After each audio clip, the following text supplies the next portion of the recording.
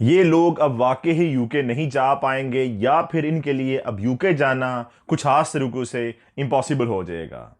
क्या है नई डिटेल्स यूके के नए इमिग्रेशन सिस्टम और असाइलम सीकर्स के बारे में, इस वीडियो में आप लोग तमाम डिटेल्स जान पाओगे। सबसे पहले मोहम्मद और आले मोहम्मद पर दुरूद पाक का तोहफा भेजेंगे। अल्लाहुम्मा सल्ली अला मुहम्मद व आले मोहम्मद। अस्सलाम वालेकुम फ्रेंड्स, बिस्मिल्लाहिर रहमानिर रहीम। बहुत बड़ी न्यूज़ आपके साथ शेयर करने जा रहा हूं जो कि शायद आप लोग कुछ हद तक सोशल मीडिया पे पहले भी सुन चुके हों। यूके गढ़ बन चुका है पिछले कुछ खास अरसे से ऐसे तमाम अफराद का जो कि यूके में इलीगल एंट्री करते हैं फ्रांस के थ्रू। माजी में नॉर्वे से यूके का चैनल भी यूज़ किया गया लेकिन वो कामयाब नहीं हो सका। फिलहाल जो सबसे कामयाब चैनल चलता रहा है यूके एंटर होने का फ्रांस से, वो कैले से आगे यूके आना है और इसके लिए मुख्तलिफ बोर्ड्स इस्तेमाल की जाती रही हैं। अगर आपको नहीं पता तो मैं आपको बताता चलूँ कि 2020 के मार्च में एक साल जो एंड हुआ, वहाँ के स्टैट्स बताते हैं कि तकरीबन 35,099 यानी 35,099 अफराद जो हैं वो इलीगली यूके में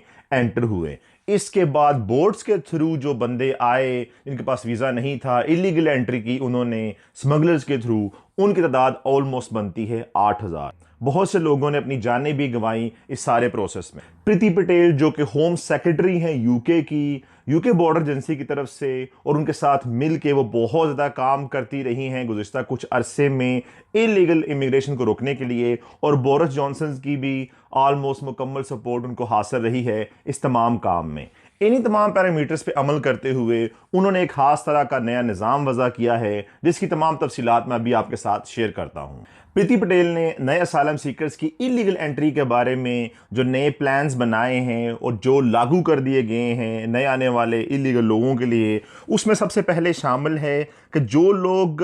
रीसेटल स्टेटस रेफ्यूजीज का हासिल कर लेंगे यूके में, उनको इंडेफिनिट लीव टू रिमेन देना यानी कि परमानेंट रेजिडेंसी देना। उसके अलावा ऐसे रेफ्यूजीज जो कि रीसेटल्ड हैं, जिनके एप्लीकेशंस पास हो चुकी हैं या फिर इनको रीसेटल किया गया है यूके में दूसरे ममालिक से, जैसे कि ग्रीस से या फिर इस तरह के बाकी वल्नरेबल ममालिक से, तो उनको बेटर इंटीग्रेशन फैसिलिटीज़ दी जाएंगी। उसके अलावा ऐसे तमाम स्मगलर जो कि स्मगल करते हैं लोगों को इलीगली, चाहे वो गाड़ियों के थ्रू हो, शिप्स के थ्रू हो, उनके बारे में सोचा जा रहा है कि उन्हें लाइफ सेंटेंस दिया जाएगा, नॉर्मल सज़ा नहीं दी जाएगी। उसके अलावा बॉर्डर फोर्स को जो है मज़ीद एम्पावर किया जाएगा, और उसके अलावा बोट्स के थ्रू और डिफरेंट दूसरे ज़राए के थ्रू उनकी मदद की जाएगी कि वो स्मॉल बोट्स पे आने वाले अफराद को जो कि छुप के यूपी में दाखिल होते हैं उनको किसी ना किसी तरीके से पकड़ा जा सके। इसके अलावा इस तमाम अफराद की एंट्री यूके में रोकना जो कि सेफर कंट्री से आकर यूके में सालम अप्लाई कर सकते हैं, यानी कि ऐसे अफराद जो कि France, Germany, Italy, Norway, Sweden, Denmark से आ रहे हैं यूके में और फिर यूके में आके वो सालम अप्लाई कर देते हैं, और अगर उनके पास वीज़ा था भी यूके दाखिल होते वक्त और बाद में सालम उन्होंने अप्लाई किया जब वीज़ा ख़त्म हो गया, तो डबलिन 2 लॉ के अकॉर्डिंग उनको सेफर कंट्री में वापस भेज दिया जाएगा ताकि उनके सालम की एप्लीकेशन उसी मुल्क में डील हो जहाँ से वो ट्रैवल करके यूके आए हैं। उसके अलावा स्पीडी किया जाएगा, स्पीडी अप किया जाएगा जो ऐसे रेफ्यूजीज हैं, असाइलम सीकर्स हैं जिनकी एप्लीकेशंस टर्न डाउन की जा चुकी हैं, और उनको डिपोर्ट करना लाजमी है। आप एक बात का यहाँ से अंदाज़ा लगा लें कि एक बंदे पे तकरीबन 13,354 पाउंड खर्चा आता रहा है यूके का उसको डिपोर्ट करने के लिए। अक्सर का डिपोर्टेशन कैंसिल हो जाती हैं, अक्सर का दो चार्टर्ड फ्लाइट्स हायर की जाती हैं, वो पूरी तरह फुल जहाज़ नहीं होता है, बहुत महंगा पड़ता है। जैसा कि पाकिस्तान में आप लोग जानते हैं कि एक फ़्लाइट भेजी गई थी तकरीबन 39 से 40 अफराद की, जिसको पाकिस्तान ने उस वक्त वापस भेज दिया था ये कह के कि ये लोग पाकिस्तानी नहीं हैं। तो अंदाज़ा लगाएंगे चार्टर फ्लाइट से कितना नुकसान हुआ होगा यूके को। और इन्हीं पैसों की इंक्रीज़ का अंदाज़ा लगा लें कि अक्टूबर से लेकर दिसंबर 2020 तक होम ऑफिस जो है 4.3 मिलियन पाउंड्स का खर्चा कर चुका है 322 अफराद को 23 चार्टर्ड फ्लाइट्स के थ्रू डिपोर्ट करने के लिए। इसके अलावा एक और इंपॉर्टेंट पॉइंट्स कि ऐसे क्रिमिनल्स जिनको यूके से डिपोर्ट किया जा चुका है और वो किसी तरीके से वापस आके यूके में फिर असाइलम अप्लाई कर लेते हैं, तो पहले उनके लिए सज़ा थी कि 6 माह उनको जेल में रखा जाता था, अब उनको ये सज़ा 5 साल कर दी गई है। इसके अलावा ये भी प्लान में शामिल है कि ऐसे अफराद जो कि स्मगलर्स के थ्रू इलीगली एंटर हो रहे हैं यूके, उनको एक टेम्परेरी रेजिडेंस परमिट दे दिया जाए, लेकिन उनको कंटिन्यूसली वॉच किया जाएगा कि कैसे और कब उनको फौरी तौर पर मुल्क से बाहर वापस डिपोर्ट कर दिया जाए। इसके अलावा होटल्स को ट्रांसपोर्टेशन के तौर पे यूज़ नहीं किया जाएगा असाइलम सीकर्स की, और इसके अलावा यूके को एक असाइलम स्टेट बनने से रोका जाएगा। प्रीति पटेल ने तमाम डिटेल्स भी शेयर की। प्रीति पटेल ने यह भी कहा कि यूके को एक विशिंग या फिर प्रपोज्ड या फिर एक आइडियल कंट्री के तौर पर असालम स्टेटस के लिए चूज नहीं किया जा सकेगा और लोगों के लिए यहाँ पे अब आना मजीद मुश्किल बना दिया जाएगा ऐसे तमाम अफराद जो कि यूके में इलीगल एंटर होते हैं। बहुत सी इंसानी हकूक़ की तंजीमें इस नए लॉ पे, इस नई रेगुलेशन पे तनकीद कर रही हैं और इसके अलावा लेबर पार्टी ने भी काफ़ी तनकीद की है इस नए लॉ पे। लेकिन एक बात यहाँ पे मैं आपको कंफर्म करता चलूँ, इन तमाम पार्टीज़ और ह्यूमन वॉच एसोसिएशन की जानब से ये कहा जाता रहा है कि यूरोप में जितने भी फॉर एग्जाम्पल अगर 5 असाइलम सीकर आ रहे हैं तो 4 असाइलम सीकर यूके के नेबरिंग कंट्रीज में जा रहे हैं। आप लोग अंदाज़ा लगा लें, तुर्की में इस वक्त 3.6 मिलियन जो हैं असाइलम सीकर्स मौजूद हैं, जर्मनी में मुहतात अंदाजे के मुताबिक 1.1 मिलियन, और इसके अलावा फ्रांस और ग्रीस में भी बहुत ज़्यादा बड़ी तादाद में असाइलम सीकर्स मौजूद हैं। और यूके में इस वक्त जो मुजवजा तादाद है जो कि बताई जा रही है आदादोशुमार, वो 1,33,000 अफराद असालम सीकर्स के स्टेटस पे बनते हैं। तो बहुत से लोग कह रहे हैं कि इवन यूके के जो 2002 के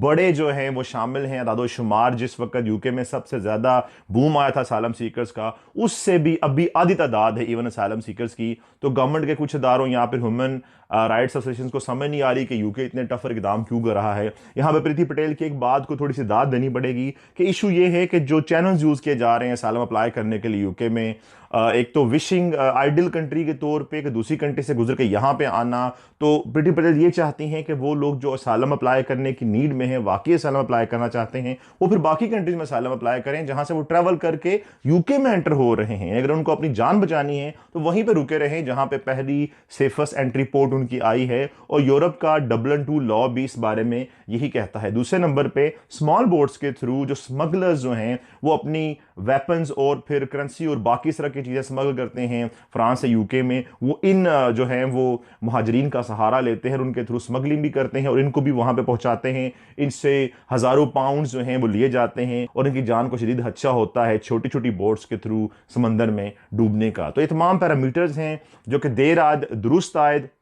अच्छा है कि दोबारा बूम आने से पहले इन चीज़ों का ख्याल रखा गया है, रोकने की कोशिश की गई है। और वैसे भी मैं एक बात आपको कंफर्म कर दूं, जब आप लोग इलीगल यूरोप में एंटर होते हो तो बहुत ज़्यादा तादाद में चांसेस होते हैं 70+ % का आपको सक्सेस मिलना बहुत मुश्किल होता है, बहुत देर से सक्सेस मिलती है, वीज़ा लगने मुश्किल होते हैं, प्रॉब्लम्स आती हैं, इंटीग्रेट करना मुश्किल होता है। तो जेन्युइन केसेस के अलावा आप लोग कभी भी सिर्फ इकोनॉमिकल पर्पज़ के लिए कोशिश करें कि इस तरह किसी मुल्क में इलीगली एंटर ना हो, अपने मुल्क का नाम खराब मत करें, बल्कि लीगल ज़राए से लीगल तरीके से कोशिश करते रहें। कोई स्किल सीख के, कोई हुनर सीख के, किस तरह से कोई वर्क वीज़ा की ट्राई करके, या फिर और लीगल मींस काफ़ी हैं जो कि आप लोग हमारी वीडियोस में भी देखते रहते हो, वो अपना के आप लोग कोशिश करें कि किसी मुल्क की हदूद में दाखिल हों। इलीगली दाखिल होना आपके लिए बदनामी का बायस, परेशानी का बायस, आपकी कंट्री के लिए बदनामी का बायस, मुश्किलात का बायस बनता रहता है और सक्सेस के चांसेस भी कम होते हैं। लीगल ज़राए चांसेस कम होते हैं, लेकिन एक ना एक दिन स्ट्रगल करने से कामयाबी मिल ही जाती है। आपकी इस नए लॉ के बारे में राय क्या है? और इसके अलावा ऐसे अफराद जो कि यूके में भी बैठे हुए हैं, जो कि ऑलरेडी असालम सीकिंग स्टेटस में मौजूद हैं या फिर इलीगल हैं और 10 साल, 20 साल, 15 साल से मौजूद हैं, उन लोगों के बारे में यूके को अभी सोचना बहुत ज़रूरी है। अगर उनको एमनेस्टी स्कीम के थ्रू एमनेस्टी दे दी जाए, आर्जी रेजिडेंस परमिट्स दे दिए जाएं, तो ये बहुत अच्छी बात होगी ताकि वो लोग भी लीगली काम करके यूके की इकॉनमी में हाथ बटा सकें और टैक्स पे करके एक मोज़र शहरी यूके का बन सकें। अपनी राय से मुझे कमेंट बॉक्स में ज़रूर आगाह कीजिएगा। अगले वक्त तक के लिए अल्लाह हाफ़िज़ नासिर।